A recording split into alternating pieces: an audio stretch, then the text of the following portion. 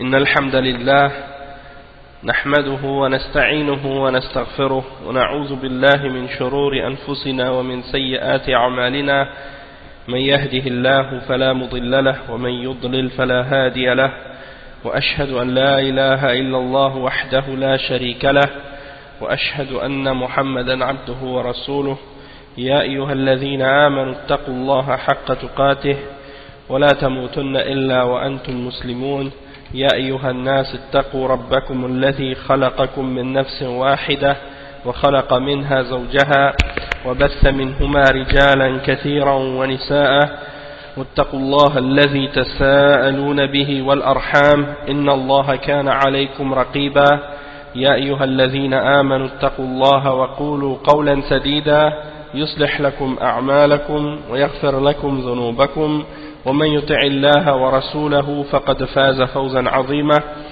أما بعد وإن خير الكلام كلام الله وخير الهدي هدي محمد صلى الله عليه وسلم وإن شر الأمور محدثاتها وكل محدثة بدعة وكل بدعة ضلالة وكل ضلالة في النار أما بعد. Donc on commence aujourd'hui le cours numéro 48 dans l'explication du résumé de Kitab al-Tawhid, al-Mulakhas fi Sharh Kitab al-Tawhid. Et on commence le chapitre numéro 37 qui s'intitule Babun min ash-shirki iradatu l'insan bi'amalihi ad-dunya. C'est-à-dire un chapitre qui parle du fait que le fait qu'une personne fasse des actions et que par ces actions-là il désire les récompenses ou le bien de la dunya, eh bien ça c'est quelque chose qui fait partie du shirk. C'est-à-dire que quelqu'un fait des actions religieuses, des choses qui ont rapport avec la foi ou la religion, et il n'espère que la récompense de la dunya pour ces actions-là. Donc ça rentre dans le shirk. Le cheikh explique ensuite, Cheikh Mohammed ibn Abdul Wahhab, il mentionne un verset, ou plutôt il mentionne deux versets, mais il mentionne que le premier, le deuxième il n'est pas cité, mais c'est sous-entendu parce qu'il mentionne al-ayatain à la fin du premier verset. Donc qu'est-ce qu'il dit ce verset? Qawluhu ta'ala Man kana yuridu al-hayata ad-dunya wa zinataha nuwaffi ilayhim a'malahum fiha wa hum fiha la yubkhasun. Al-ayatain. Donc ce verset il signifie la traduction de ce verset signifie, la traduction de la signification de ce verset c'est la suivante: ceux qui veulent la vie présente avec sa parure, nous les rétribuerons exactement selon leurs actions sur terre, sans que rien leur en soit diminué. Donc ça c'est le verset qui est mentionné. Puis à la suite de ce verset là, comme le Cheikh il le cite, Cheikh Al-Fawzan il dit الآية الثانية قوله تعالى أولئك الذين ليس لهم في الآخرة إلا النار وحبط ما صنعوا فيها وباطل ما كانوا يعملون. C'est-à-dire ceux-là n'ont rien dans l'au-delà que le feu. Ceux-là n'auront rien dans l'au-delà que le feu. Ce qu'ils auront fait ici-bas sera un échec et sera vain ce qu'ils ont œuvré.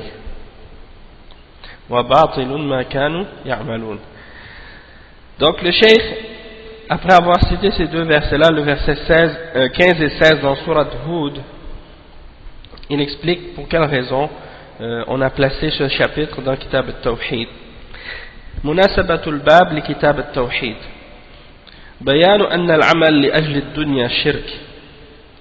ينافي كمال التوحيد ويحبط العمل ويفترق عن الباب الذي قبله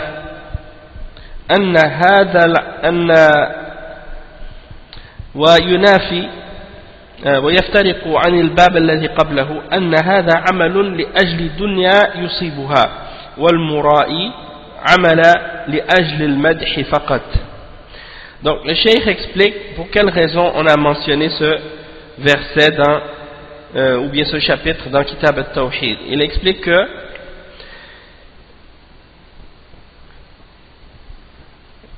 Dans ce chapitre, on explique au sujet de la personne qui fait des actions dans le but d'avoir une récompense de la dunya, et que ça fait partie du shirk, et que ça vient en opposition avec la perfection du tawhid. Donc c'est quelque chose qui annule la valeur des œuvres. Hein, c'est pas un shirk akbar, mais c'est un shirk asghar. Hein.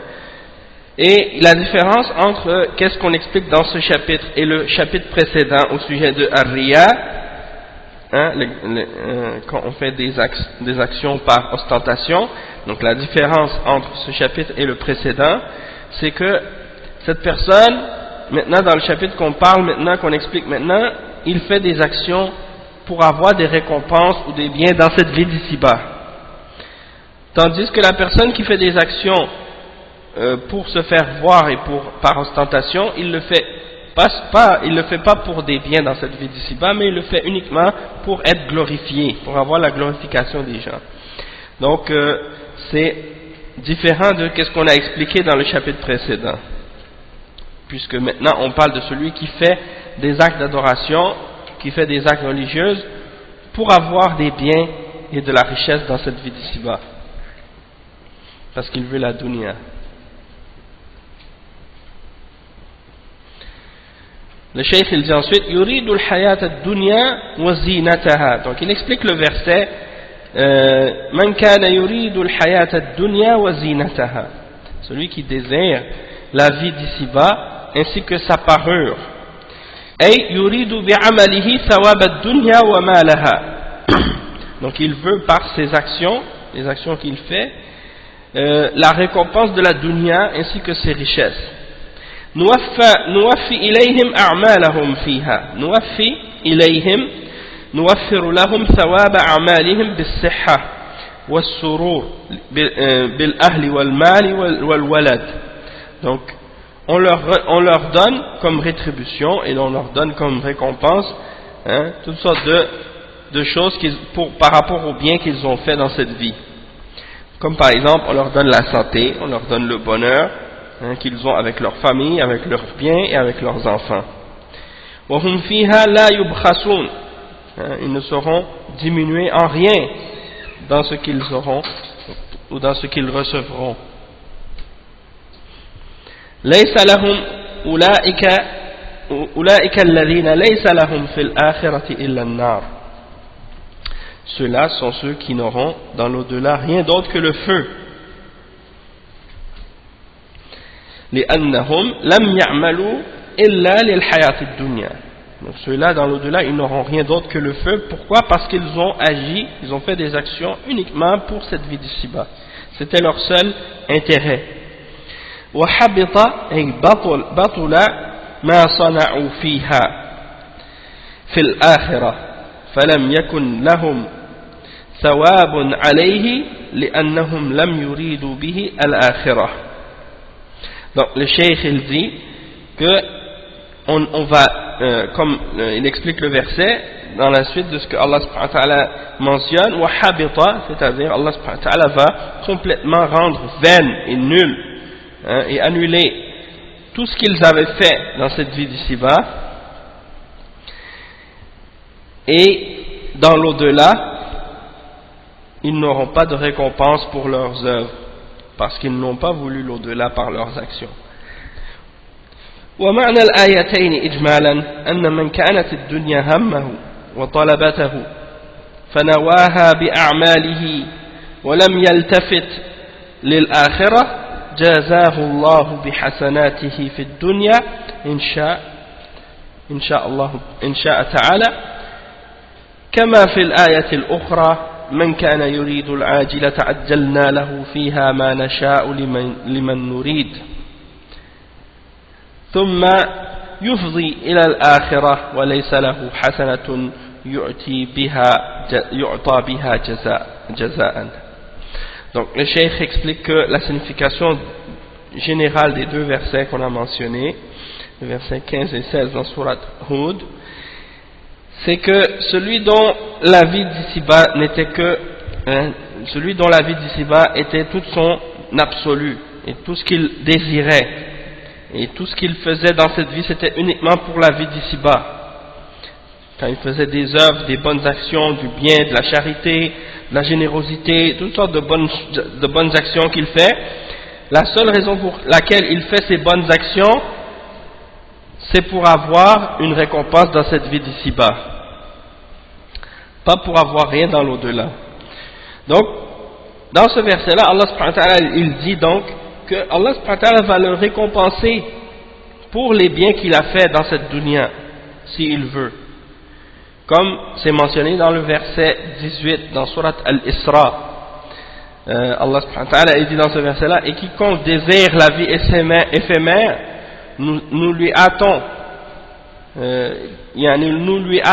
la récompense dans cette vie d'ici-bas, nous lui hâtons ce que nous voulons et à qui nous voulons. Donc ça c'est un verset qui prouve que ces gens-là, ils auront une récompense pour le bien qu'ils ont fait dans cette vie d'ici-bas, si Allah subhanahu wa ta'ala le veut. عَجَّلْنَا لَهُ فِيهَا مَا نَشَاءُ لِمَن نُرِيدُ. Donc il va donner la récompense à celui qu'il veut et il va lui donner ce qu'il veut comme récompense dans cette vie d'ici-bas. Puis dans l'au-delà, le cheikh dit ثُمَّ يُفْضِي إِلَى الْآخِرَةِ وَلَيْسَ لَهُ حَسَنَةٌ يُعْطَى بِهَا جَزَاءً. Tandis que dans l'au-delà, quand il va être amené, lorsqu'il arrive devant Allah subhanahu wa ta'ala, eh bien, il n'aura aucune bonne action pour laquelle il sera, ou pour laquelle il pourrait être récompensé.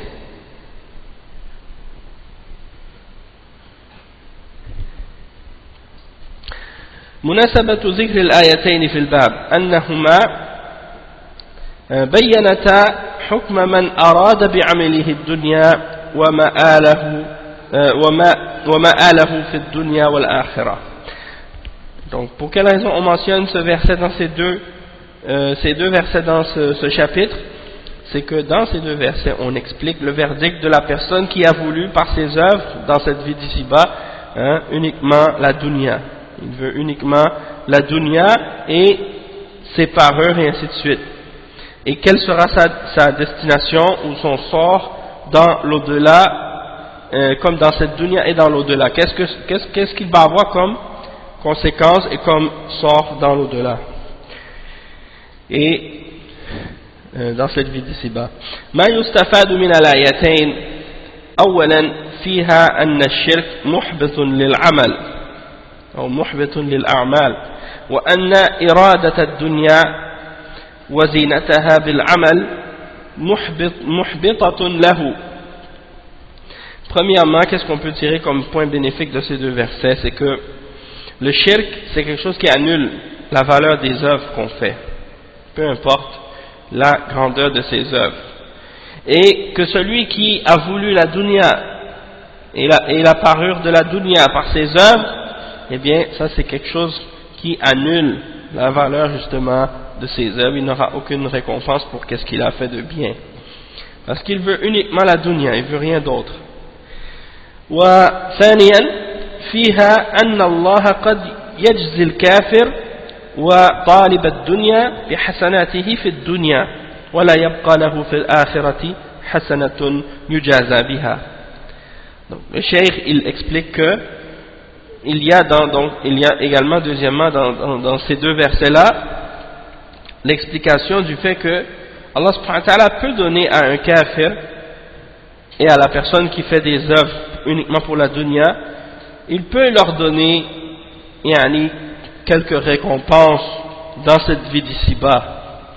Toutefois, il ne lui restera dans l'au-delà aucune bonne action pour laquelle il pourrait être récompensé, puisqu'il a reçu la récompense de ses bonnes œuvres dans cette dunya. Il a fait que pour la dunya. Donc, s'il avait quelconque récompense qu'il méritait pour ses bonnes œuvres qu'il a fait, il les a reçues dans cette dunya. Donc, dans l'au-delà, il n'aura pas de récompense pour ça. ثالثا فيما التحذير الشديد أو فيهما التحذير الشديد من إرادة الدنيا بعمل الآخرة. Dans ces deux versets, il y a l'avertissement sévère du fait de vouloir uniquement la dunya par les œuvres qu'on fait pour l'au-delà. De vouloir la dunya pour les œuvres qu'on fait pour l'akhirah. comme par exemple des actions qu'on fait qui ont rapport avec la religion. On fait par exemple d'enseigner, d'être imam ou d'être un juge ou des choses comme ça. Toi tu fais ça pour avoir seulement un salaire, tu ne le fais pas pour Allah, pour avoir la récompense. Tu récites le Coran juste parce que tu veux être payé, pas pour avoir une récompense d'Allah. Donc ça c'est des exemples, hein?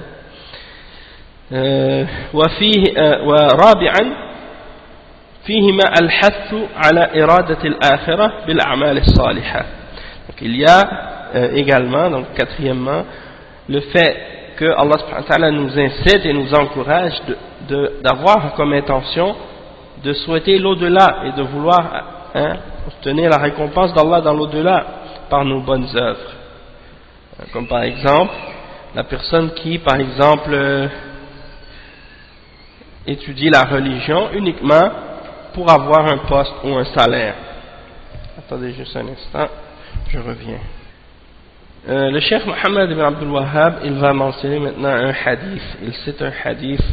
Il dit: وفي الصحيح عن أبي هريرة رضي الله عنه قال: قال رسول الله صلى الله عليه وسلم: تعس عبد الدينار، تعس عبد الدرهم، تعس عبد الخميصة، تعس عبد الخميلة، إن أعطي رضي وإن لم يعط سخط، تعس وانتكس وإذا شيك فلا انتقش، طوبى لعبد آخذ بعنان فرسه في سبيل الله أشعث رأسه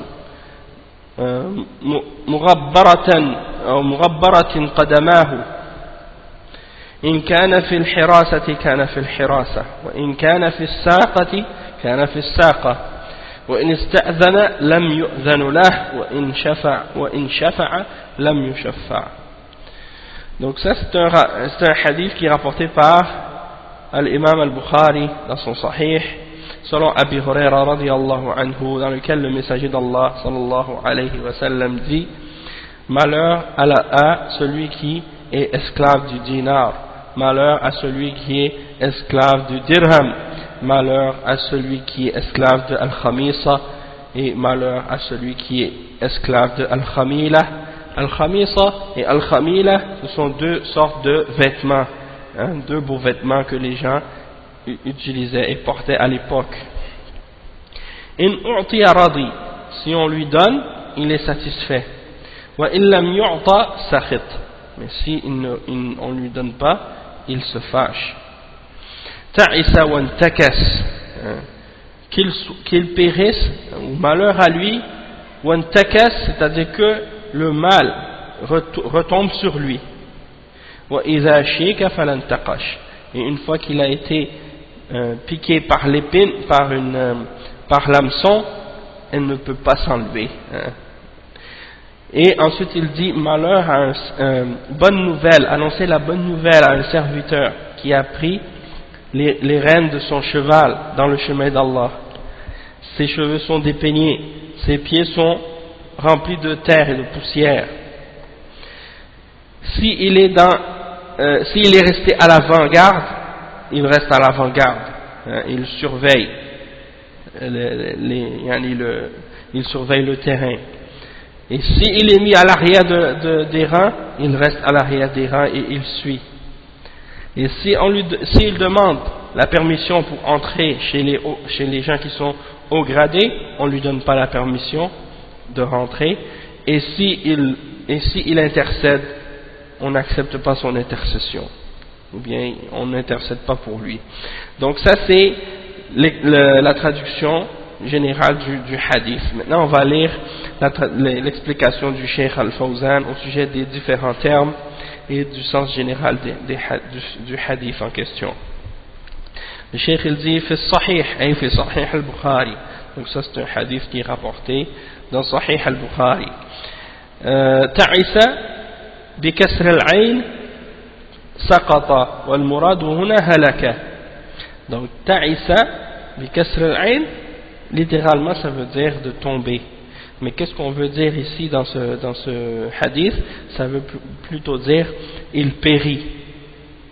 Al-khamisa, c'est un vêtement, comme on l'a dit, thawbu khizzin أو صوف معلم كانت من لباس الناس قديما والخميلة بفتح الخاء القطيفة. Donc al-khamisa, c'est un vêtement qui est fait d'un certain tissu, soit de laine ou autre, et que les gens portaient à l'époque. Et al-khamila, c'est un genre de manteau, hein. Et ensuite, lorsque le prophète sallallahu alayhi wa sallam il dit ta'isa wa intakas ay awadahu al-marad wa qila inqalaba ala ra'si wa huwa du'a'un lahu ou du'a'un alayhi bil khayba. Donc ça c'est un dua que le prophète sallallahu alayhi wa sallam fait pour cette personne qui est devenue esclave de la dunya, pour qu'il n'ait pas de succès dans ses affaires, et ça veut dire soit que la maladie revienne sur lui, ou bien que tout retombe sur sa tête, ou bien de façon générale qu'il n'ait pas de succès dans ses affaires, qu'il échoue dans tout ce qu'il fait, dans tout ce qu'il veut faire, qu'il n'ait pas de succès en fait. وإذا شيك أصابته شوكة فلا انتقش فلا يقدر على انتقاشها أي أخذها بالمنقاش. Donc إذا شيك, s'il a été accroché par un crochet, eh bien il n'est pas capable de la retirer. Touba ismun lil jannah aw shajaratin fiha. Quand le prophète sallallahu alayhi wa sallam dit Touba, c'est soit un des noms du paradis ou bien le nom d'un arbre dans le paradis. Donc, quand il dit Touba, ça veut dire la bonne nouvelle du paradis, ou bien que cette personne aura soit la bonne nouvelle du paradis ou bien d'un arbre dans le paradis. Donc ça indique que cette personne méritera le paradis. Un serviteur qui prend les rênes de son cheval dans le chemin d'Allah, عينان فرسه بكسر العين عينان فرسه يعني سير اللجام, c'est les rênes, les cordes par lesquelles il tient son cheval. في سبيل الله أي جهاد المشركين, c'est-à-dire في سبيل الله, c'est-à-dire dans le sentier d'Allah, c'est-à-dire pour faire le jihad, pour lutter contre les mushrikins. أشعث رأسه صفة لعبد مجرور بالفتحة نيابة عن الكسرة لأنه ممنوع من الصرف, ورأسه فاعل, ومعناه أنه ثائر الرأس شغله الجهاد عن التنعم بالادهان وتسريح الشعر. Donc il explique le cheikh que sa tête elle est pas peignée, c'est-à-dire elle n'est pas soignée, il n'a pas le temps parce qu'il est dans le chemin d'Allah subhanahu wa ta'ala, dans le jihad, donc il n'a pas le temps de soigner son apparence, de peigner ses cheveux et de mettre de l'huile dans ses cheveux ou des choses de ce genre. مغبرة قدماه صفة ثانية لعبد قدماه فاعل أي علقهما الغبار والتراب بخلاف المترفين والمتنعمين. Donc la même chose pour la description de ce serviteur, que ses pieds sont pleins de poussière et de terre, justement parce que il est dans le djihad et donc il n'a pas le temps de soigner son apparence, hein, et il n'a pas dans ses pieds de chaussures ou des choses qui sont portées par les gens qui ont les moyens ou bien qui ont une belle apparence, parce qu'ils sont dans la vie facile ou des choses comme ça. Al-Hirasa بكسر الحاء أي يكون في حماية الجيش غير مقصر ولا غافل. Al-Hirasa, c'est en fait de faire partie de la garde de ceux qui surveillent et qui protègent l'armée, et qui ne fait pas preuve de négligence ou d'insouciance, quelqu'un qui veille lorsque les autres dorment ou des choses comme ça. Et as-saqa, c'est-à-dire celui qui reste en arrière du régiment ou de l'armée. Le cheikh dit أي يكون في آخر الجيش لأنه يقلب نفسه في مصالح الجهاد. Donc ça ne lui dérange pas, qu'il soit en avant ou en arrière dans l'armée, ça ne lui dérange pas. L'important c'est que il fait ce qu'il fait pour Allah subhanahu wa ta'ala, il a la bonne intention et il est dans le djihad fi sabilillah, donc il est heureux parce que il obéit à Allah subhanahu wa ta'ala. استأذن إن استأذن أي للدخول على الأمراء لم يؤذن له لأنه لا جاه له عندهم لكونه لا يقصد بعمله الدنيا والتزلف إلى الأمراء. Donc si il cherche la permission pour pouvoir entrer chez les dirigeants, chez les chefs de l'armée, on ne lui donne pas la permission parce qu'il n'a pas aucun statut, il n'est pas reconnu auprès d'eux. Hein? Pourquoi? Parce qu'il ne souhaite rien de la dunya par ses œuvres et il ne souhaite pas non plus pouvoir avoir le privilège d'entrer chez les dirigeants non plus. وإن شفع أي ألجأته الحال إلى أن يتوسط في أمر يحبه الله ورسوله من قضاء حوائج الناس لم يشفع بفتح الفاء المشددة أي لم تقبل شفاعته عند الأمراء ونحوهم. Et si il va intercéder, c'est-à-dire il essaie de rentrer auprès des dirigeants pour essayer de demander une faveur pour quelqu'un d'autre dans quelque chose que Allah aime, quelque chose que son messager aime, pour essayer de régler les problèmes des gens, eh bien on n'acceptera pas son intercession auprès des dirigeants ou des choses de ce genre. Parce que c'est une personne simple, une personne humble, une personne qui ne cherche pas à se faire remarquer ou à se faire connaître des dirigeants nécessairement ou des personnes haut placées. Ce qu'il fait, il le fait pour Allah et il cherche la récompense d'Allah seulement. المعنى الإجمالي للحديث يصور النبي صلى الله عليه وسلم في هذا الحديث حالة رجلين أحدهما من طلاب الدنيا والآخر من طلاب الآخرة فطالب الدنيا صار عبدا لها يرضى لها ويسخط لها وذكر في حق هذا ما هو دعاء بلفظ الخبر تعس وانتكس وإذا شيك فلا انتقش أي إذا أصابه شر لم يخرج منه ولم يفلح فلا نال المطلوب ولا خلص من المرهوب وصار عبدا لها لما يهواه من شهواته لا صلة له بربه يخلصه بسببها مما وقع فيه. Donc le cheikh explique la signification générale de ce hadith. Il dit que le prophète sallallahu alayhi wa sallam, il nous illustre ici dans ce hadith l'état de deux hommes. Le premier d'entre ces deux hommes, c'est celui qui recherche la dunya, hein, et l'autre c'est celui qui recherche l'au-delà. Celui qui recherche la dunya, il est devenu esclave de la dunya et il est satisfait uniquement par la dunya et il se fâche uniquement pour la dunya. Et il mentionne à son sujet un dua, une invocation qui est mentionnée sous forme d'information, hein, comme si ça nous est mentionné comme si c'était une description d'un fait, comme pour décrire comment il est, puisque le prophète sallallahu alayhi wa sallam dit ta'isa wa antakas, qu'il périsse ou bien malheur à lui, hein, et que ses projets n'aient pas de succès. Et s'il est piqué par un crochet ou quelque chose, il ne peut pas s'en sortir. C'est-à-dire que s'il est frappé par un mal quelconque, il ne pourra jamais s'en sortir et il n'aura jamais de succès. Hein? Et il n'atteindra jamais le but qu'il cherche à atteindre et il ne pourra jamais se délivrer ou se sortir de la chose de laquelle il cherche à sortir parmi les choses mauvaises qui peuvent lui arriver.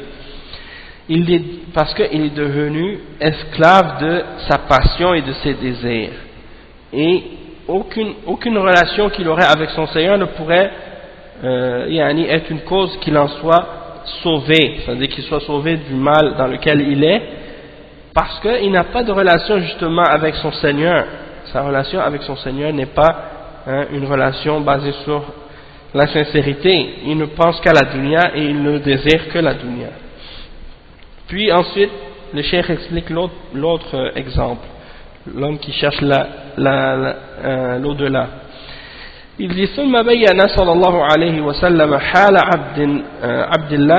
حال عبد الله الصادق الساعي في مرضاته أو في مراضيه المبتعد عن مساخته أو عن مساخطه الصابر على مشقة النصب والتعب وأنه لم يتفرغ للطرف ونيل الملذات ولم يتظاهر أمام الناس حتى يعرف لديهم ويكون ذا جاه عندهم لأنه لم يرد بعمله الدنيا ونيل الجاه بل أراد به وجه الله والدار الآخرة فجزاؤه أن له الجنة أو شجرة فيها.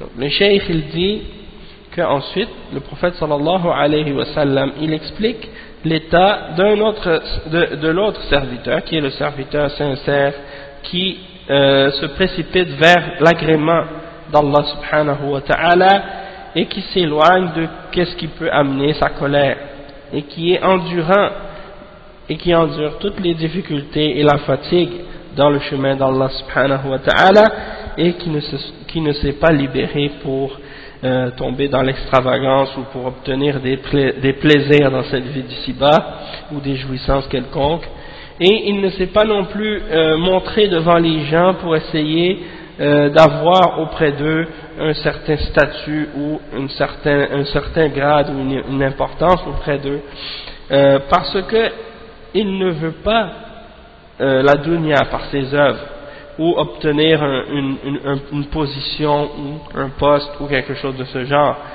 Il ne veut par ses œuvres que le visage d'Allah subhanahu wa ta'ala et l'au-delà. Et donc la récompense de celui-là, c'est qu'il aura le paradis ou un arbre dans le paradis, comme le prophète sallallahu alayhi wa sallam le dit au début, lorsqu'il parle de lui, il dit Touba. Touba, c'est le paradis ou un arbre dans le paradis. مناسبة ذكر الحديث في الباب أن فيه ذم العمل لأجل الدنيا ومدح العمل لأجل الآخرة.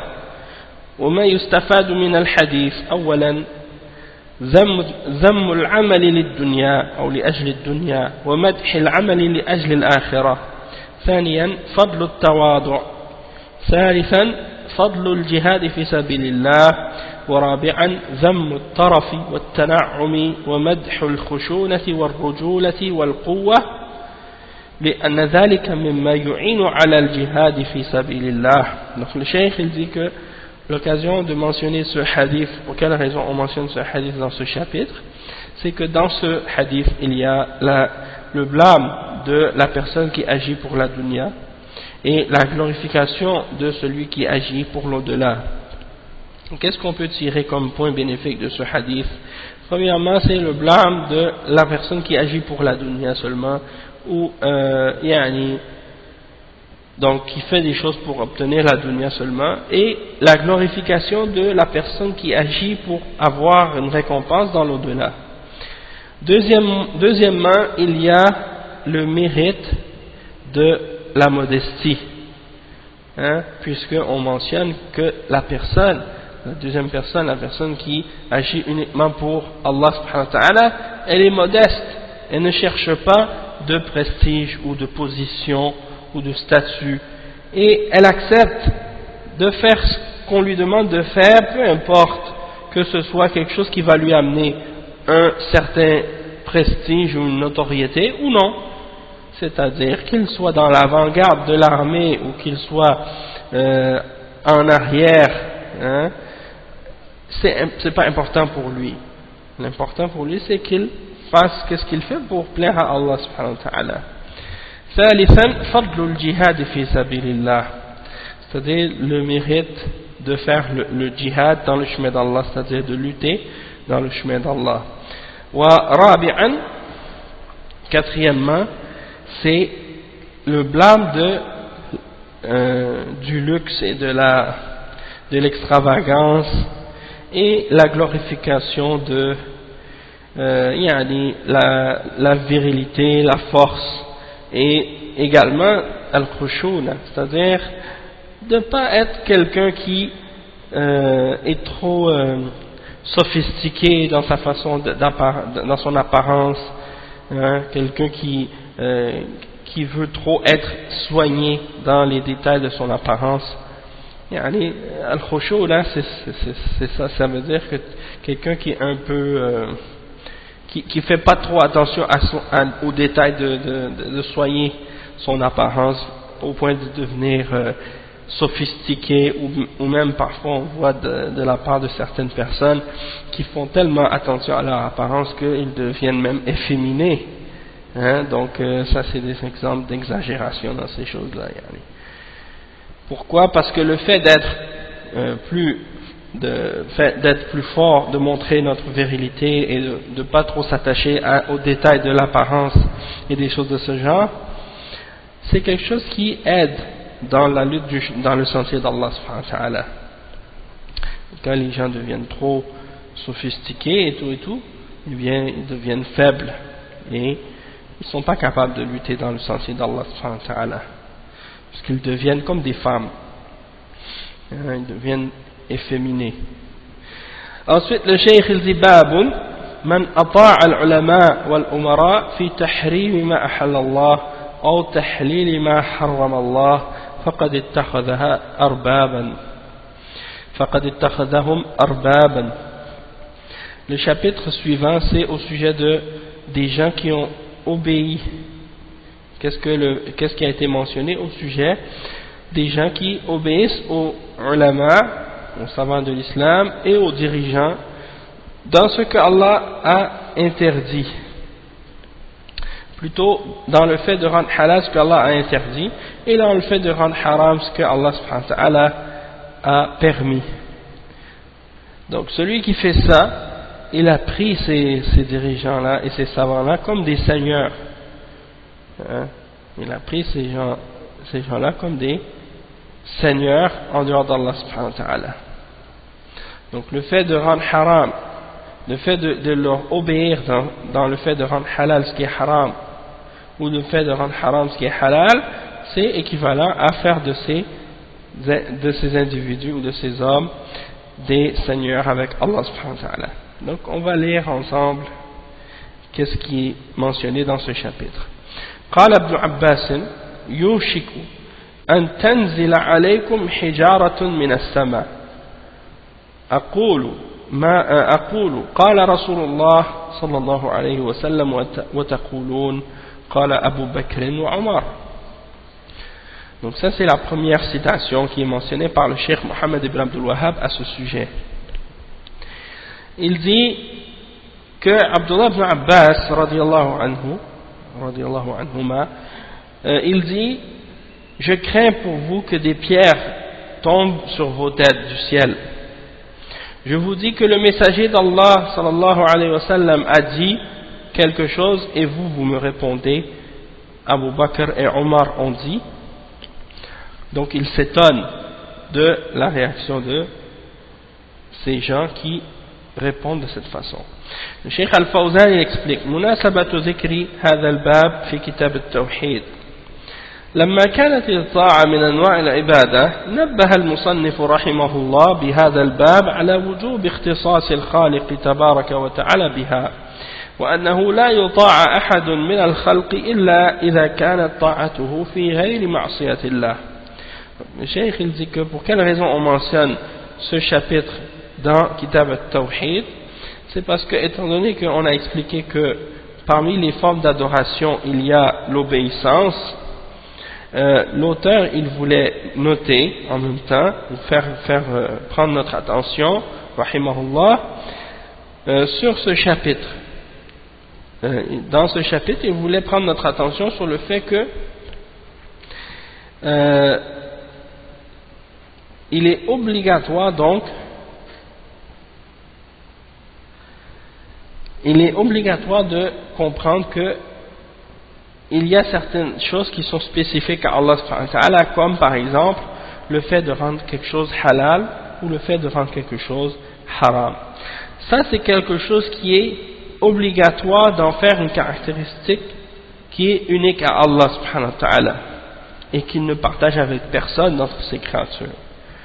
Personne n'a le droit de rendre halal ou de rendre haram quelque chose.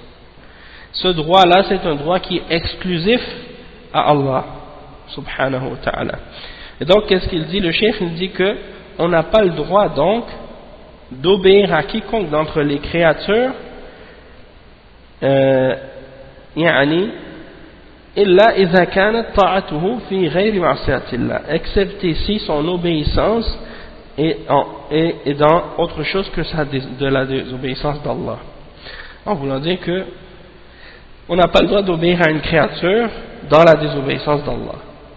Si une créature nous ordonne de désobéir à Allah, on n'a pas le droit de lui obéir dans ces choses-là.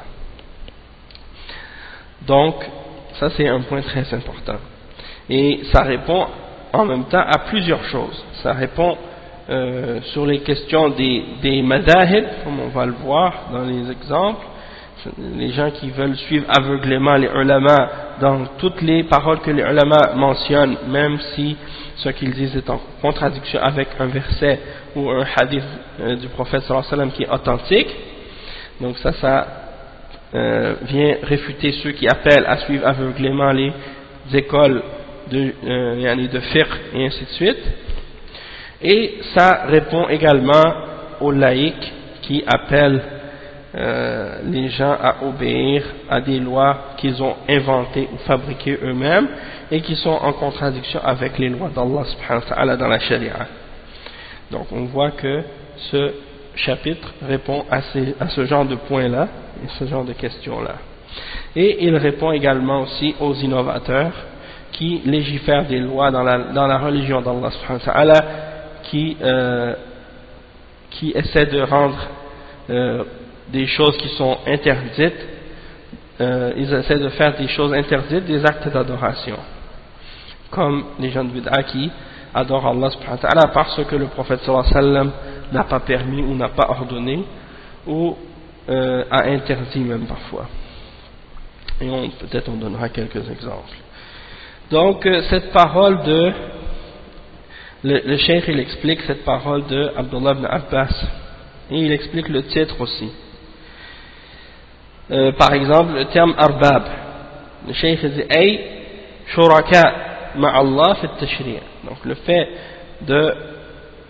d'obéir aux dirigeants ou d'obéir aux savants dans le fait de rendre haram ce qui est halal ou le fait de rendre halal ce qui est haram, ça équivaut à faire de ces savants et de ces dirigeants, ça équivaut à faire d'eux des partenaires avec Allah subhanahu wa ta'ala dans la législation.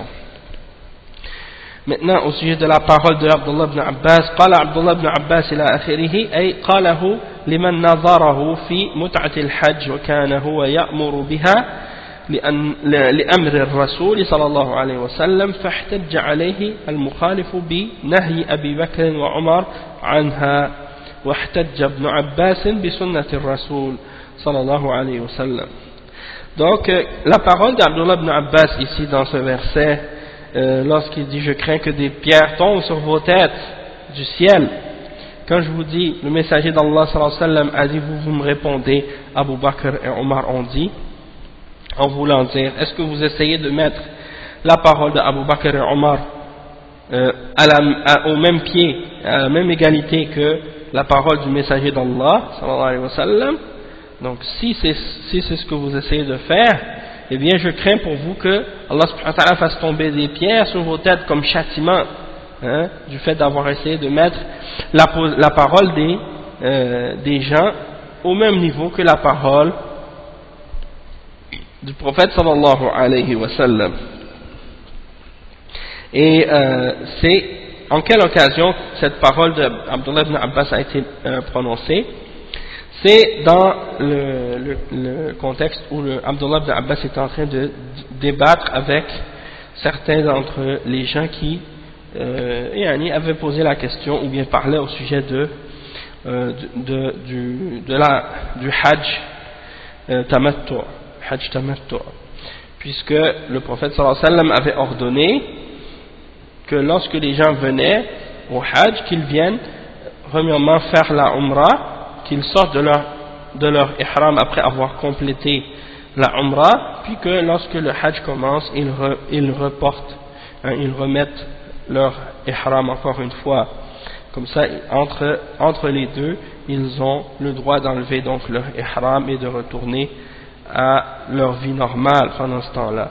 Donc, ça c'est ce que le prophète sallallahu alayhi wa sallam avait ordonné aux musulmans pour leur faciliter les choses. Et d'autres, donc Abdullah ibn Abbas ordonnait aux gens de faire cette chose-là parce que c'est ce que le prophète sallallahu alayhi wa sallam avait ordonné. Et d'autres personnes avaient pris une autre opinion qui était de dire que c'était interdit de faire ça et qu'ils devaient garder leur ihram. Et ça c'était, et ils se basaient pour interdire ça sur la parole de Abu Bakr et Omar radiyallahu anhuma. Tandis que Abdullah ibn Abbas se basait sur la parole du messager sallallahu alayhi wa sallam. Et donc c'est pour cette raison-là qu'il leur a dit, pourquoi vous me répondez par la parole d'Abu Bakr et Omar alors que moi je vous cite la parole du messager d'Allah sallallahu alayhi wa sallam. Puisque comme des ulama ont expliqué que Abu Bakr et Omar, eux, ils préféraient que les gens reviennent pour une autre umrah séparément, ou bien qu'ils viennent disons pour le hajj et qu'ils reviennent pour une umrah séparément. Donc c'est pour cette raison-là qu'ils interdisaient de sortir de l'ihram à ce moment-là, d'après ce que d'autres savants ont expliqué à ce sujet. Tandis que Abdullah ibn Abbas, lui, il se basait sur la sunna, dans cette opinion. Donc, yushiku ay yaqrubu wa yadnu wa yasra'u, c'est-à-dire quand on dit yushiku, c'est une parole qui exprime la proximité et la rapidité de quelque chose. Donc quand tu dis yushiku, ça veut dire que il manque peu pour que des pierres tombent sur vos têtes. C'est très proche, c'est très proche que des pierres vont tomber sur vous ou sur vos têtes à cause de ce que vous faites. Le cheikh explique le sens général maintenant de cette parole d'Abdullah ibn Abbas. Il dit أن ابن عباس رضي الله عنهما يتوقع أن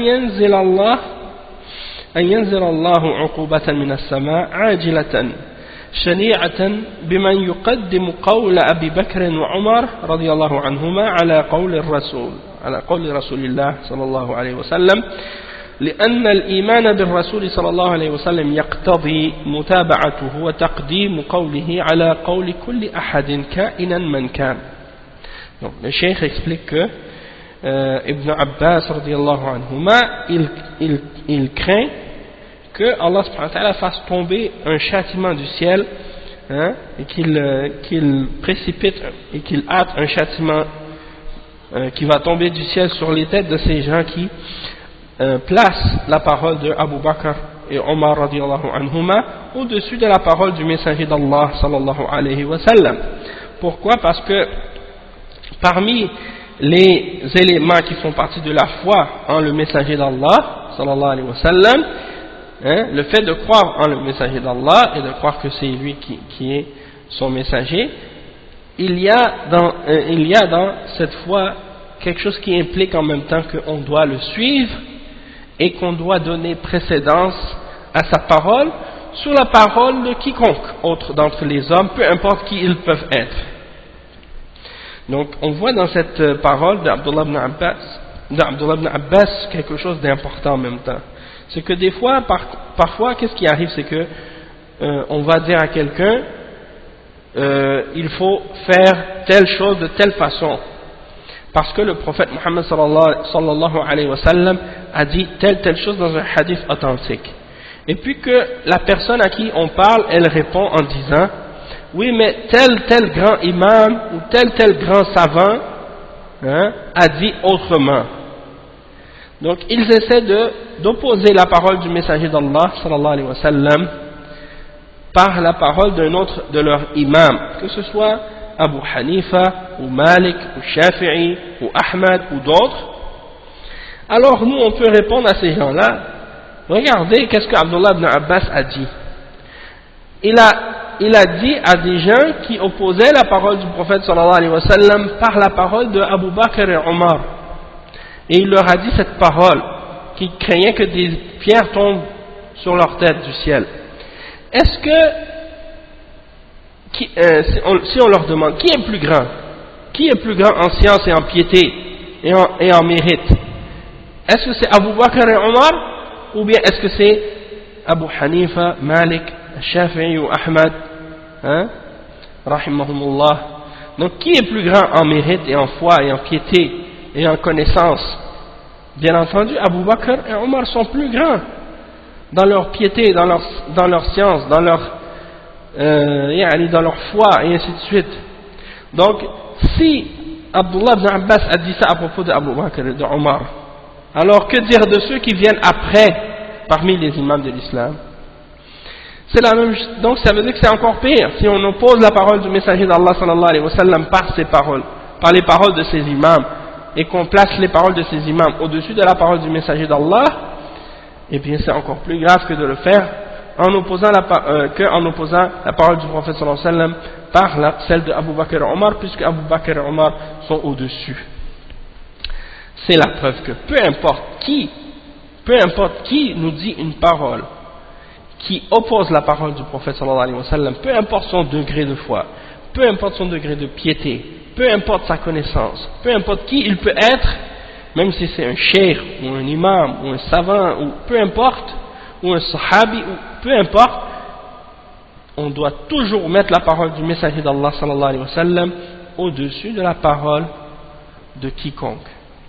La parole du prophète Muhammad sallallahu alayhi wa sallam, elle a le dessus, elle précède toute autre parole. Alors que dire de ceux qui non seulement ils font passer la parole parfois d'un imam sur la parole du prophète sallallahu alayhi wa sallam, mais parfois ils vont faire passer la parole d'un kafir ou d'un philosophe, ou d'un politicien au-dessus de la parole du messager sallallahu alayhi wa sallam. Ça c'est encore plus grave. Le cheikh dit ensuite ومناسبة ذكره في الباب أنه يدل على تحريم طاعة العلماء والأمراء فيما خالف هدي الرسول صلى الله عليه وسلم وأنها موجبة للعقوبة.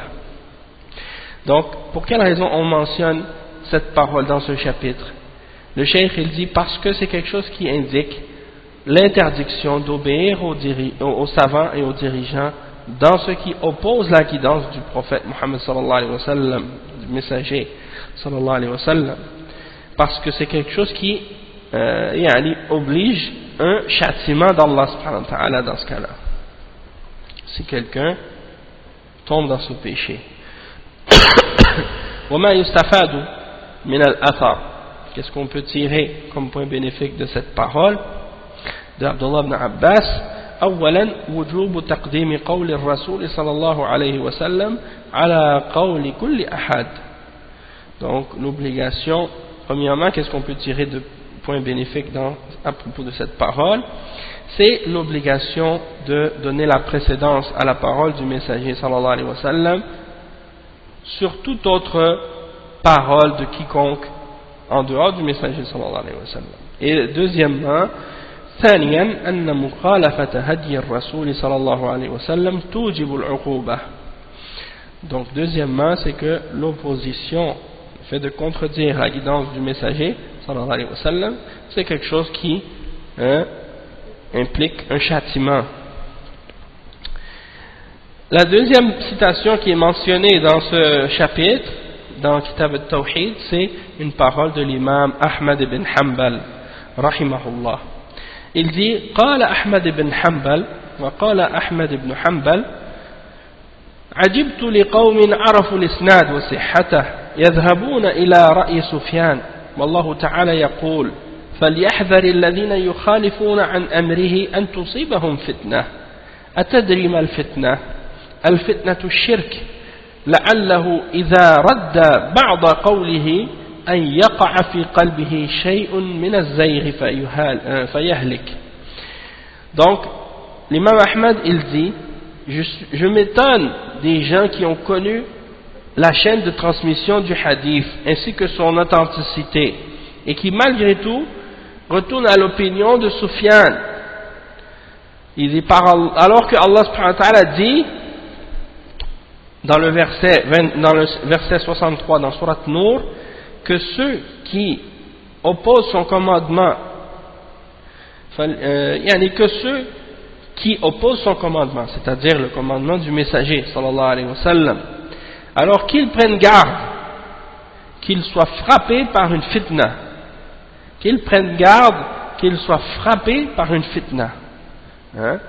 Et l'imam Ahmad a dit, est-ce que tu sais ce qu'est la fitna?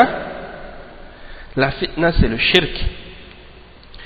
Peut-être que en repoussant la parole du prophète sallallahu alayhi wa sallam, peut-être qu'en faisant ça, en ayant repoussé la parole du prophète sallallahu alayhi wa sallam ou refusé la parole du prophète sallallahu alayhi wa sallam pour la parole de quelqu'un d'autre, que Allah subhanahu wa ta'ala mette quelque chose dans son cœur qui va le faire dévier du droit chemin et qu'à cause de ça, il va périr. Il va aller à sa perte. Donc le cheikh il commence par expliquer il explique donc qui sont les personnes qui sont mentionnées dans cette citation. Premièrement, التراجم. أولا أحمد وهو الإمام أحمد بن حنبل مات سنة 241 رحمه الله. وسفيان وهو أبو عبد الله سفيان بن سعيد الثوري الإمام الزاهد العابد الثقة الفقيه مات سنة 161 هجريا ورحمه الله.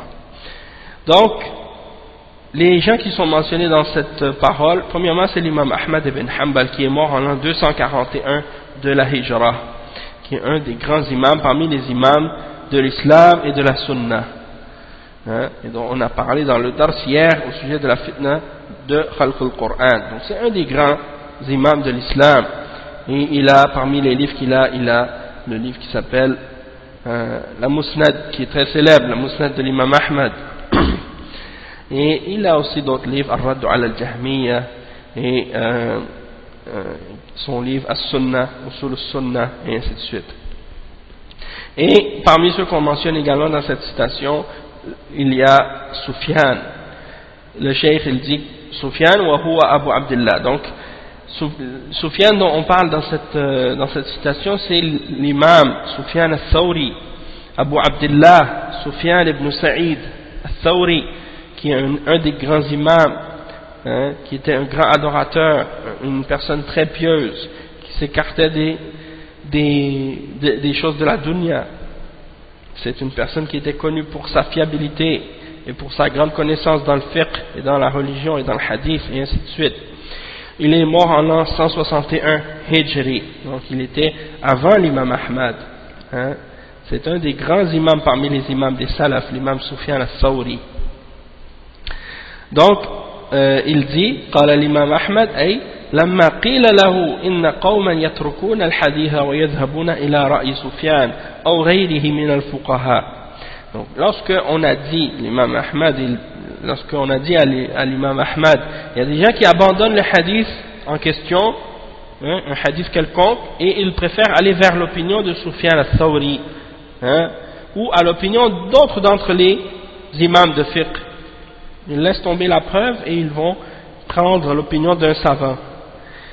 Et le pire dans ça, c'est qu'il dit عرفوا الإسناد وصحته، أي عرفوا صحة إسناد الحديث، لأن صحة الإسناد تدل على صحة الحديث. Donc ils connaissent l'authenticité de la chaîne de transmission de ce hadith, parce que l'authenticité de la chaîne de transmission indique l'authenticité du hadith lui-même. يعرفون صحة الحديث، يعرفون الإسناد وصحته ويذهبون إلى رأي سفيان. Et malgré tout, ils vont suivre l'opinion de Sufyan. يخالفون عن أمره. Donc il mentionne le verset dans Surat An-Nur, le verset 63, dans lequel il y a une menace pour celui qui oppose la parole du prophète sallallahu alayhi wa sallam Allah subhanahu wa ta'ala dit يخالفون فليحذر الذين يخالفون عن أمره أي أمر الله أو أمر الرسول صلى الله عليه وسلم. وعدي الفعل بعن لتضمنه معنى الإعراض. Donc on parle ici de contredire son ordre, c'est-à-dire l'ordre d'Allah ou l'ordre de son messager sallallahu alayhi wa sallam. Et quand on dit yukhalifuna an amrihi, pour donner, Allah subhanahu wa ta'ala mentionne, il dit an pour donner le sens de la personne qui se détourne de l'ordre, qu'elle cherche à opposer l'ordre et à se détourner de cet ordre. Donc que cette personne qui oppose l'ordre et qui contredit l'ordre et qui se détourne de ce que Allah a ordonné, eh bien qu'il prenne garde, qu'il fasse attention d'être frappé par une fitna, c'est-à-dire une épreuve dans cette dunya, mihnatun fi dunya, ou yusibahum azabun alim. Donc la suite du verset c'est ou qu'ils prennent garde, qu'ils soient frappés par une fitna, ou bien qu'ils soient atteints par un châtiment douloureux fil akhirah, c'est-à-dire qu'ils soient frappés par un châtiment douloureux dans l'au-delà.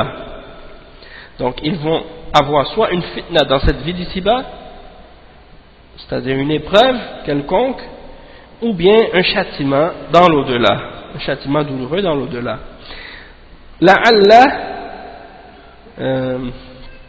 لعله إذا رد بعد قوله أن يقع في قلبه شيء من الزيغ فيهلك.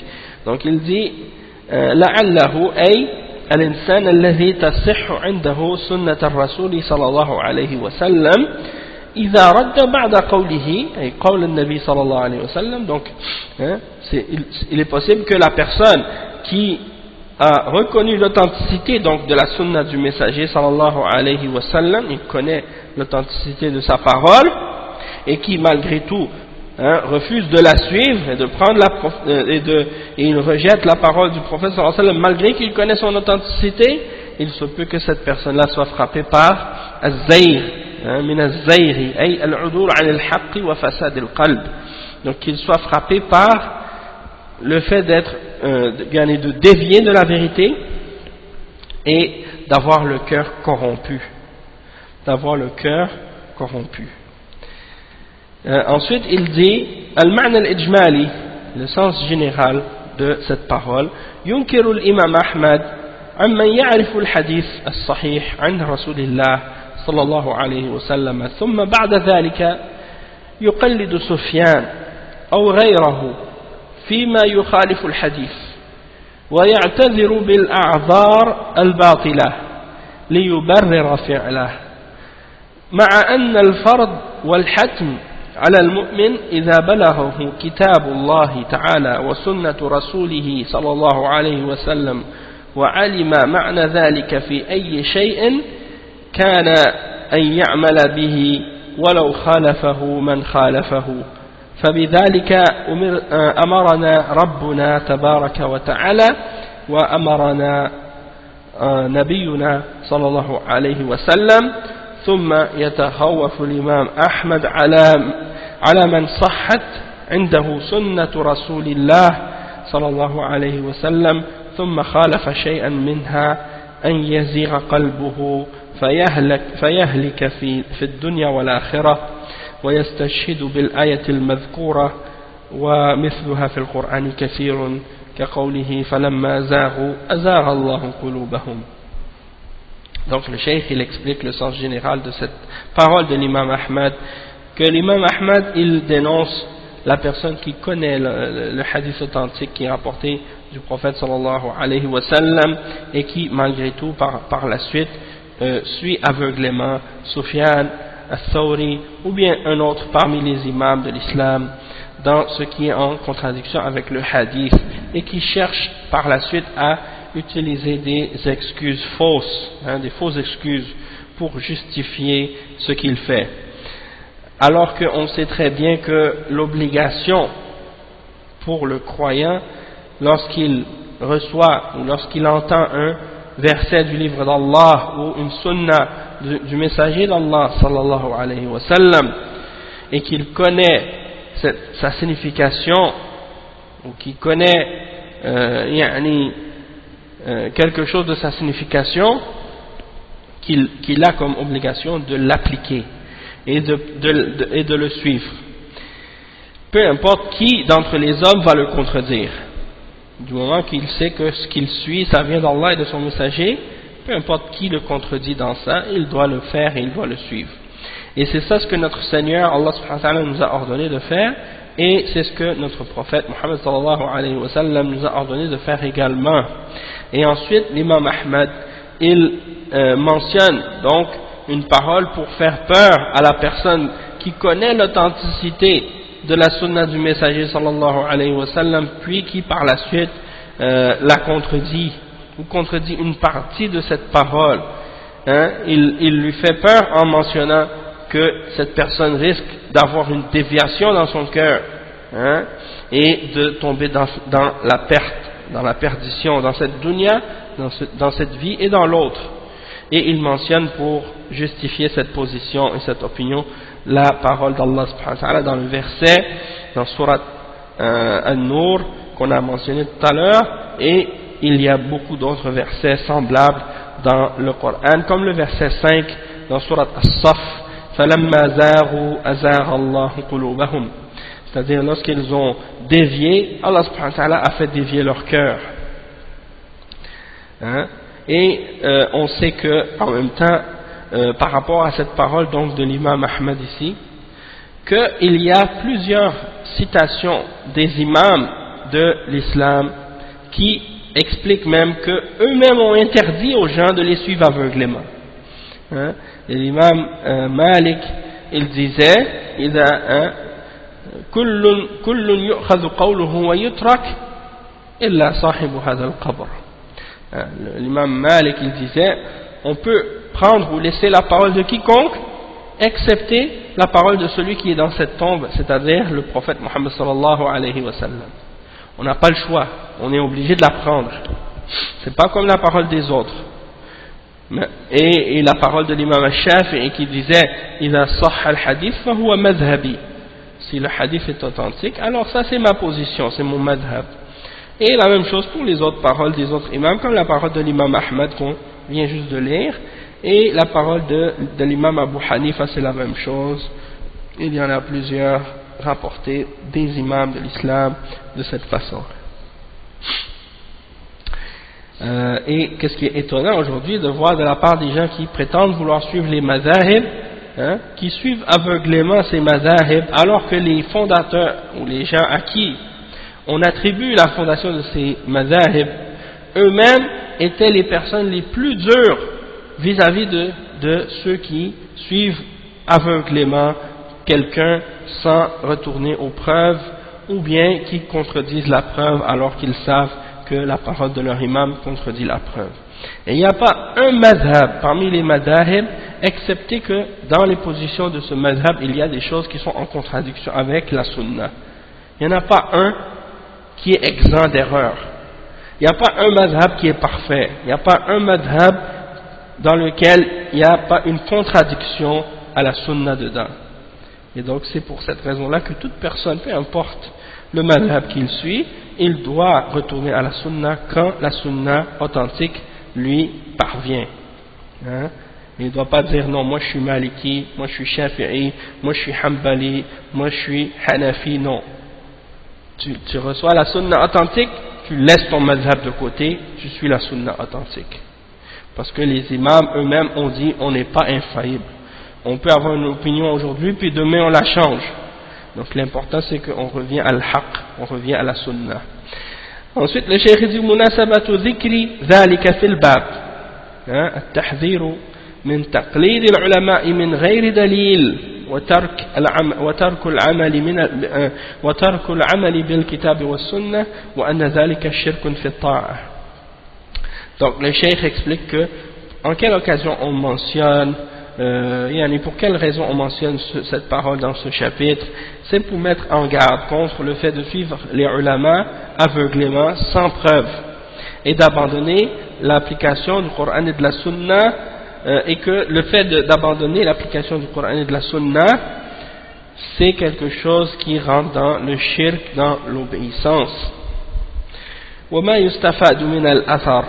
Qu'est-ce qu'on peut tirer comme point bénéfique de cette parole? أولا تحريم التقليد على من يعرف الدليل وكيفية الاستدلال.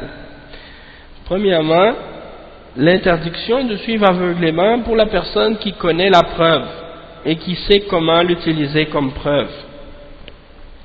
وثانيا جواز التقليد لمن لا يعرف الدليل بأن يقلد من يثق بعلمه ودينه من أهل العلم.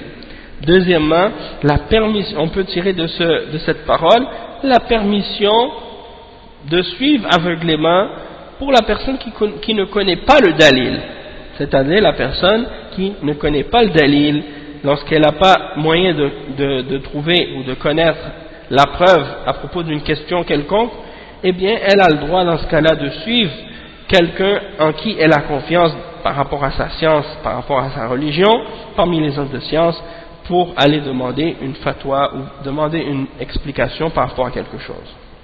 Donc dans ce cas-là c'est permis. Mais si la personne elle connaît le dalil, elle connaît la preuve, elle sait que c'est ça qui est correct et elle sait que la parole de son imam elle est erronée ou incorrecte, alors il n'a pas le droit de le suivre dans ce cas-là. On va s'arrêter ici pour aujourd'hui, Inch'Allah, puis il nous reste donc une citation ou un hadith à lire dans ce chapitre. On le lira au prochain cours, Inch'Allah, puis on expliquera en même temps peut-être quelques clarifications sur ce chapitre-là, avec les paroles de l'imam, le Cheikh Ahmed al-Najmi, dans son Sharh Kitab al-Tawhid, Inch'Allah. Donc, le dimanche prochain, comme je voulais spécifier qu'il ne va pas y avoir de cours dimanche prochain probablement, parce que je vais être à Toronto. سبحانك اللهم وبحمدك أشهد أن لا إله إلا أنت أستغفرك وأتوب إليك بارك الله فيكم وجزاكم الله خيرا والسلام عليكم ورحمة الله وبركاته.